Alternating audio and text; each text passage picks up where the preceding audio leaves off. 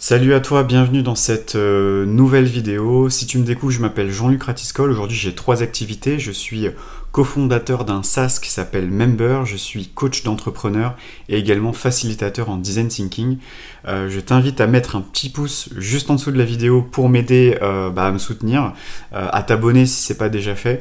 Vraiment, ça m'aide énormément à faire remonter les vidéos et la chaîne. Tu as juste à cliquer juste en dessous, un petit pouce, ça prend 2 secondes et moi, ça m'aiderait énormément. Je t'en remercie d'avance. Aujourd'hui, j'ai envie de te parler de la procrastination. J'ai envie de te parler de comment passer à l'action. Si aujourd'hui tu es entrepreneur, on te dit il faut que tu passes à l'action, il faut arrêter de procrastiner, etc. Et je vais t'expliquer le processus déjà de la procrastination, d'où ça vient, pourquoi on procrastine, est-ce que c'est bien, est-ce que c'est pas bien de procrastiner. Et je vais t'expliquer que la procrastination c'est très très très positif, très très très bénéfique. Peut-être il y a beaucoup de contenu sur ce sujet-là où on va te dire c'est pas bien, il faut pas procrastiner, il faut passer à l'action, etc. Et moi je vais t'expliquer qu'au contraire, la procrastination est une bénédiction, vraiment, et j'ai envie de te parler un petit peu de moi, de mon expérience personnelle, de ce que j'ai compris et d'aujourd'hui par rapport à beaucoup de livres que j'ai lus et des personnes que j'ai rencontrées, de t'expliquer voilà un petit peu ma façon de voir les choses, et peut-être que j'espère ça pourra t'aider à toi à comprendre pourquoi tu procrastines, comment arrêter cette procrastination et surtout t'aider à passer à l'action. Je sais pas si aujourd'hui tu as un projet et tu vois que tu remets un peu au lendemain, ou tu dis bon je verrai demain, et en fait c'est très positif, et donc faut pas non plus te lyncher, on va dire, par rapport à ça. Donc déjà, d'où vient la procrastination? Imaginons tu as un objectif, ça peut être par exemple faire du sport, et que tu vois que tu procrastines à faire du sport, ou que tu as un projet de business et tu vois que tu procrastines à faire certaines choses, à passer à l'action, à faire des choses. Et donc là tu vas te dire je suis un procrastinateur, je suis un flemmard, donc tu vas te juger négativement en te disant je suis une personne flemmarde, etc. Et donc en fait, d'où vient la procrastination? D'où vient un petit peu ce manque de passage à l'action? Parce que c'est ça en réalité, c'est le manque de passage à l'action. Mais en fait, ce qu'il faut comprendre, c'est que l'action n'est qu'une résultante d'un processus interne. Donc en fait, tes actions, le fait de faire des actions, comme là je fais une vidéo, ce n'est que le résultat final d'un processus interne. Et donc c'est ça que je veux te faire comprendre, c'est que si on se concentre vraiment sur le symptôme, tu n'en comprends pas la cause interne. Je sais pas si tu vois ce que je veux dire, c'est que si aujourd'hui tu procrastines, si aujourd'hui tu n'as pas ce que tu veux, tu ne vis pas à l'endroit où tu veux, tu ne vis pas avec la personne que tu veux, tu as des résultats qui ne te conviennent pas, c'est parce que c'est la résultante d'un processus intérieur. Ce n'est pas un problème, ce n'est que la résultante d'un processus intérieur. Si par exemple je prends un arbre et que les fruits de l'arbre sont toxiques, est-ce que c'est le problème du fruit qui est toxique, qui est immangeable, ou est-ce que c'est l'arbre en lui-même, les racines? Peut-être que l'arbre dans lequel il a pris racine, c'est basé sur un terreau toxique, peut-être parce qu'il y a eu sur ce terrain-là, il y a eu beaucoup de pesticides, etc. qui ont été mis, l'arbre a été planté dessus, et en fait, je sais pas, c'est radioactif par exemple, je sais pas, les pommes sont radioactives, parce que les racines de l'arbre sont basées sur un terrain radioactif. Est-ce que le fait que les pommes soient radioactives, c'est un problème, le problème vient des pommes, ou est-ce que le pommier, est-ce que ça vient des racines parce que le terrain est radioactif? Tu vois, je te fais une analogie pour que tu comprennes bien. L'esprit, la vie, c'est comme un arbre. Tu vois, c'est toujours à se poser, c'est quoi les racines? Quelle est la source? Les fruits, c'est ce que tu expérimentes, c'est ta vie, c'est ce que tu récoltes les fruits. Mais si les fruits sont radioactifs, c'est-à-dire qu'ils sont immangeables et que ça ne te convient pas, alors la question c'est l'arbre, sur quel terreau a été bâti, a été posé l'arbre, tu vois. Donc des fois c'est pas un problème de fruits, c'est un problème de racines, tu vois ce que je veux dire. Et les racines, c'est tout ce qui est invisible, c'est tout ce qui ne se voit pas, tu vois ce que je veux dire. Donc si aujourd'hui toi, tu n'arrives pas à passer à l'action. C'est-à-dire que par exemple, bah, tu as un arbre, enfin tu as un pommier, mais il ne produit pas de fruits. Est-ce que c'est le problème? D'où vient le problème? Bah, le problème, il vient des racines, il vient de la source, la racine même du problème. Donc c'est aller comprendre la racine du problème, pas comprendre le symptôme, de dire ah, ok, il n'y a pas de pommes, bah il n'y a pas de pommes, ou les pommes sont radioactives, ou il ne produit pas de fruits. Tu vois ce que je veux dire? C'est comprendre pourquoi ça ne produit pas de fruits. Et donc après, il faut rentrer à l'intérieur. Aujourd'hui, au niveau du passage à l'action, si tu reviens en arrière, comment ça fonctionne? Tes actions, d'où viennent tes actions? Tes actions, généralement, proviennent de tes croyances, de tes pensées. Par exemple, là, je fais une action de faire une vidéo, ça vient d'une pensée. Je me suis dit, tiens, je vais faire une vidéo sur le sujet de la procrastination. Et donc, du coup, je tourne cette vidéo. Tu vois, donc ça, on fait du rétro-engineering. Action, pensée. Ok? Donc ça, c'est la pensée. J'ai réussi à avoir cette pensée qui est, je vais faire une vidéo, etc., qui découle d'un système de croyance. Dans mon système de croyance aujourd'hui, c'est je suis capable de faire des vidéos, je suis intéressant, je suis inspirant, j'apporte de la valeur, tu vois, et je suis à l'aise en vidéo. Ça, c'est mes croyances. Pourquoi je te faisais pas des vidéos avant? Parce que dans mon système de croyance, je suis pas inspirant, je suis pas intéressant, ce que je sais, tout le monde le sait, ça c'était mes croyances. Véridique, hein. Là c'est mon histoire perso.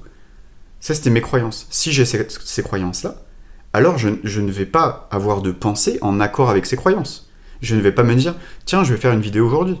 Ben non, je peux pas me dire, tiens, je vais faire une vidéo aujourd'hui. Si je pense dans mon système de croyance que ce que je sais, tout le monde le sait, je ne vais que raconter ce que tout le monde sait, je ne vais rien apporter, ça ne va pas être intéressant, je ne suis pas intéressant, alors pourquoi je produirais une vidéo? Bah non, si je me dis que je ne suis pas intéressant, c'est pas logique que je fasse une vidéo. Parce que je me dirais que je suis pas intéressant, donc c'est quoi l'intérêt de faire une vidéo? Donc tout part du système de croyance. Qu'est-ce que je crois vrai, tu vois? Moi je me disais, bah ce que je sais, tout le monde le sait. J'ai rien à apprendre à personne. Tous les livres que j'ai lus, tout le monde les a lus. Je lis des bouquins où il y a 10 commentaires sur Amazon, et le bouquin a été édité il y a même pas 4 mois, et c'est écrit en anglais.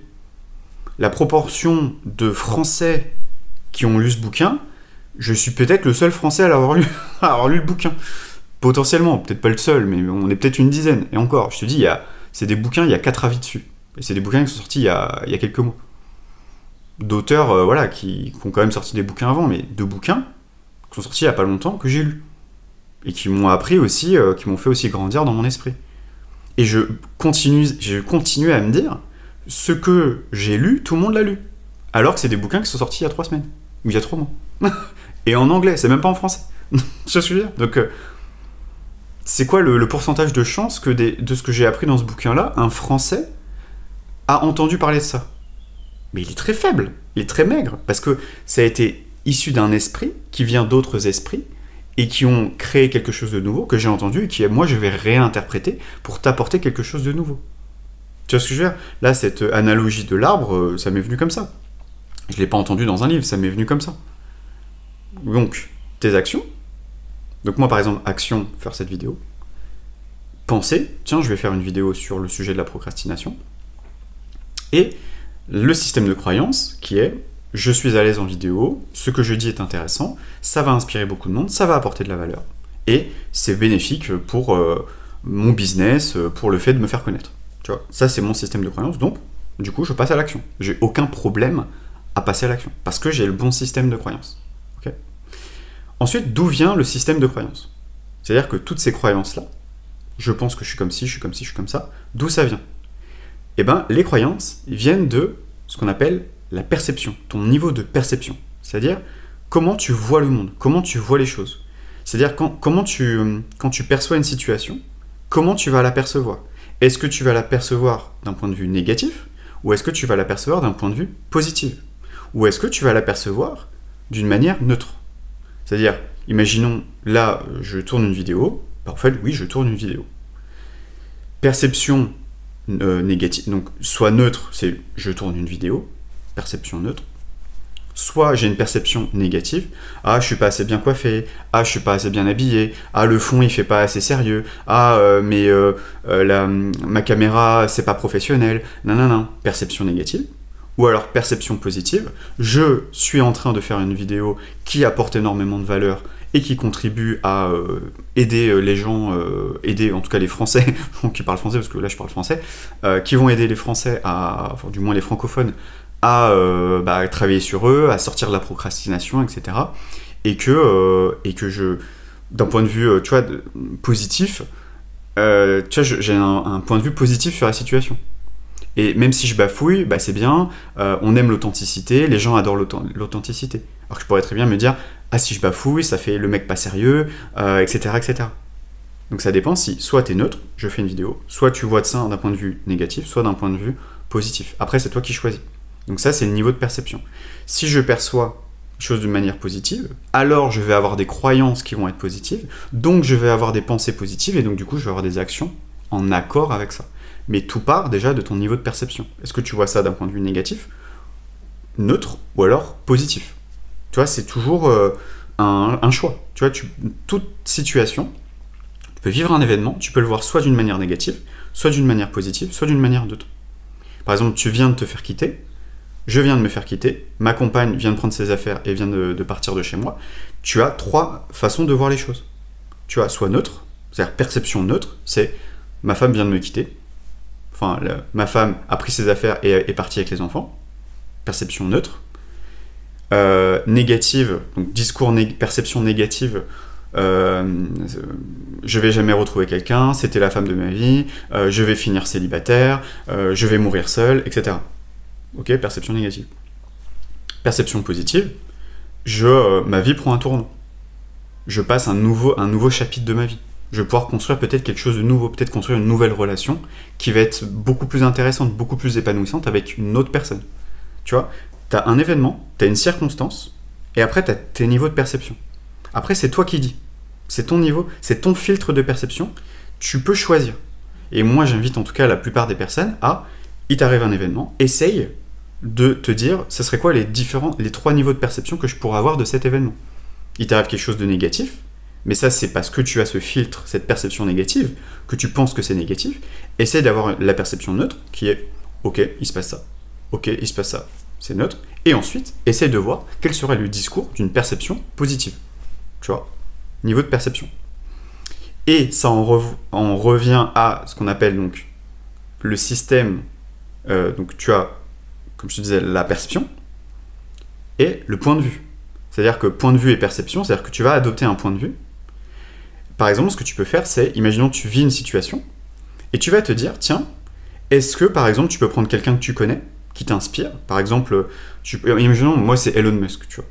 Je me dirais, tiens, je viens de vivre une situation dans mon business, ce serait quoi le point de vue de Elon Musk? Comment lui verrait les choses? Parce que lui, il a ses propres filtres. Donc tu peux te dire, dans son niveau de conscience à lui, donc au niveau de sa conscience, comment lui, il va, quel serait son point de vue? Donc comment il verrait les choses? Peut-être qu'il dirait, ah, tu vois trop petit. Ou tu vois pas assez grand, tu vois, par exemple, lui, serait peut-être un peu comme ça, parce que lui, il voit les trucs très grands, il dirait, tu vois trop petit, tu peux voir beaucoup plus grand. Donc ça serait son point de vue. Tu vois, il dirait, tu peux voir ça beaucoup plus grand. Donc lui, au niveau de sa perception, il va avoir un jugement qui va plutôt être, avoir, tu vois, une perception qui va se dire, ça peut être beaucoup plus grand, etc.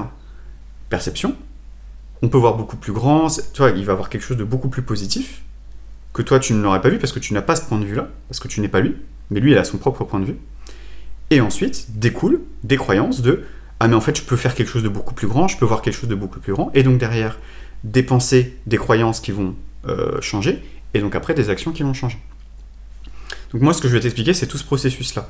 Il y a le processus externe, c'est l'action. C'est les gestes, écrire, etc. Ça, c'est l'action externe, avec ton corps. Ensuite, tu as l'action entre l'interne et l'externe, qui est la parole. Donc, action physique avec tes mains, okay, tu fais des choses avec tes mains. Ensuite, tu as la parole. Donc là, par exemple, je te parle, je fais une action, je suis entre l'interne et l'externe. C'est ça qui sépare l'interne et l'externe, c'est la parole. Parole ou écriture, les deux, c'est externe. Pareil, quand tu écris, tu es en externe, mais tu es entre externe et interne quand tu écris. Et après, tu travailles en interne. C'est pour ça que quand je travaille avec mes clients, on travaille vraiment en interne. L'interne, c'est quoi? C'est les pensées, c'est les émotions, c'est les croyances, c'est comment tu te perçois, c'est ta perception. Et c'est tout ce truc-là. Tu vois, tout ce que je t'ai expliqué. Tu remontes en fait entre tes actions, tes paroles, tes émotions, tes pensées, et tu remontes le fil. Et quand tu remontes le fil, tu peux voir la source de pourquoi en fait tu procrastines. Donc peut-être que, imaginons, tu n'arrives pas à passer à l'action, donc tu vas affirmer que tu es passé à l'action. Donc moi c'est ce que je fais avec mes clients.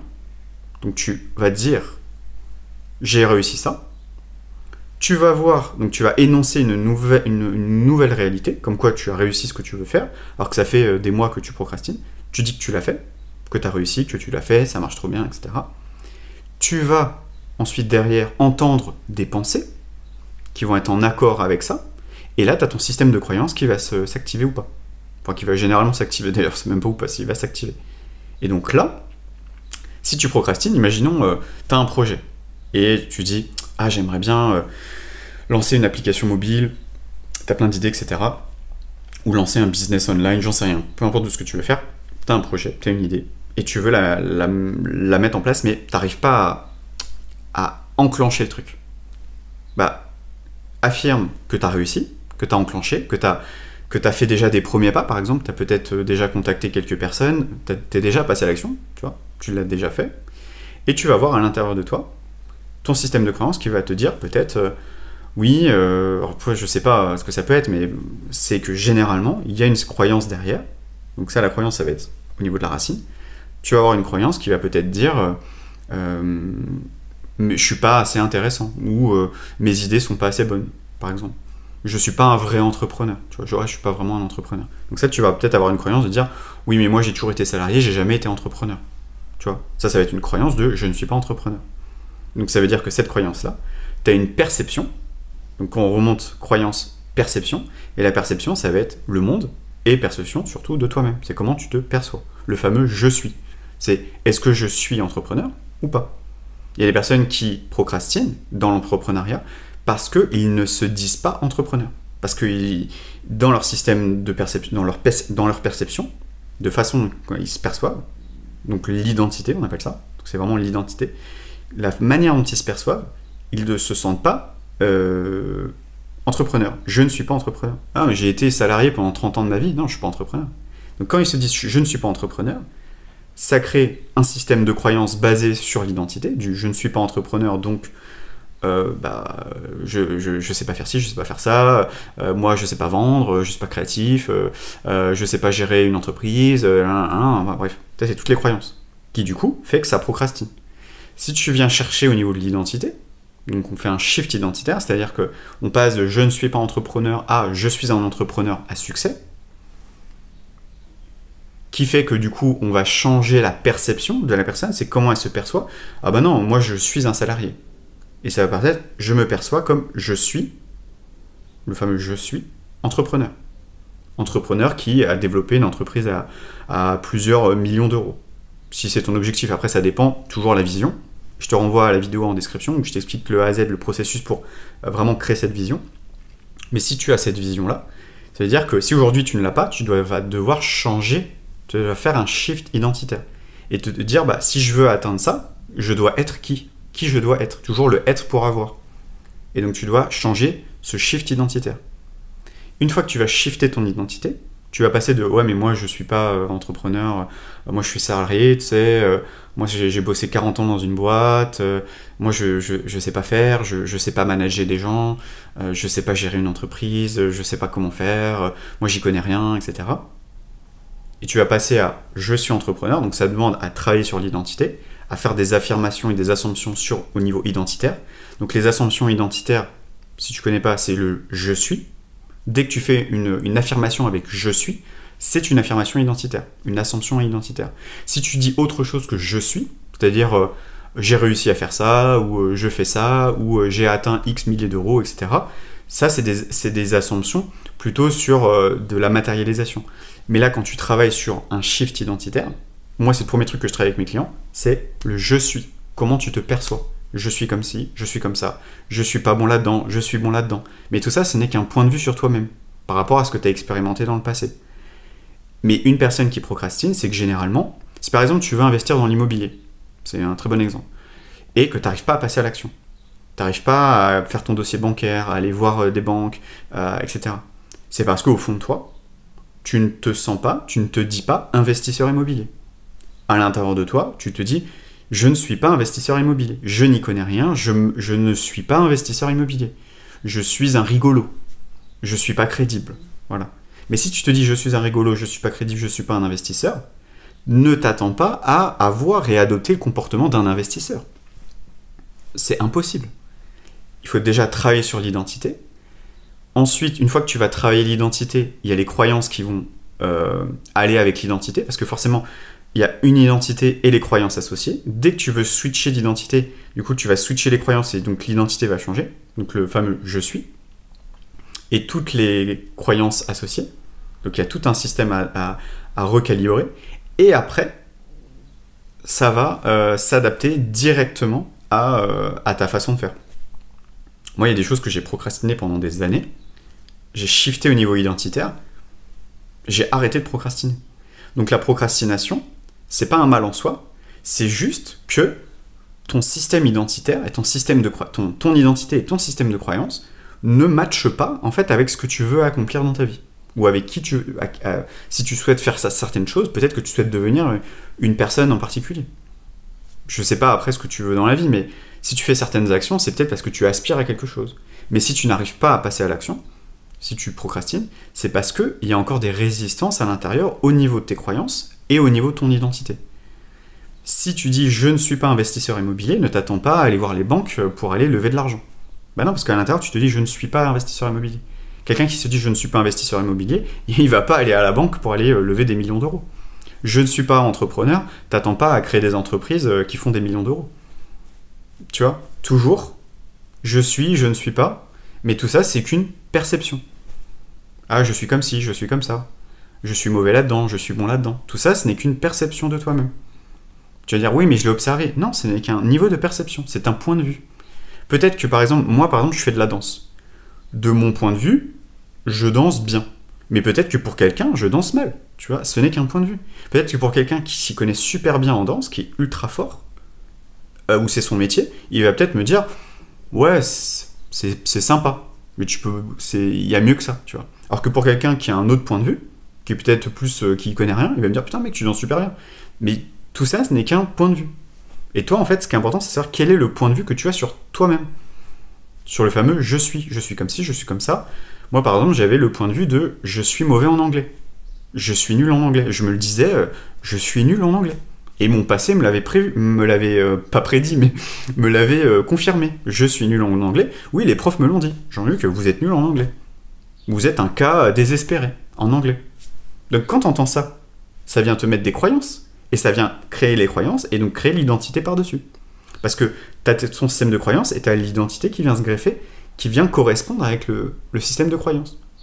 Sauf qu'il y a un moment, je me suis dit, ouais, mais moi je veux aller là. Sauf que si je veux aller là, ben, j'ai envie de lire des bouquins en anglais. Parce que je souhaite avoir une culture totalement différente de la culture française. Du mindset français. Parce que je suis désolé, le mindset français, mais les gars, ça va pas quoi. Du coup, il y a vraiment un boulot à faire.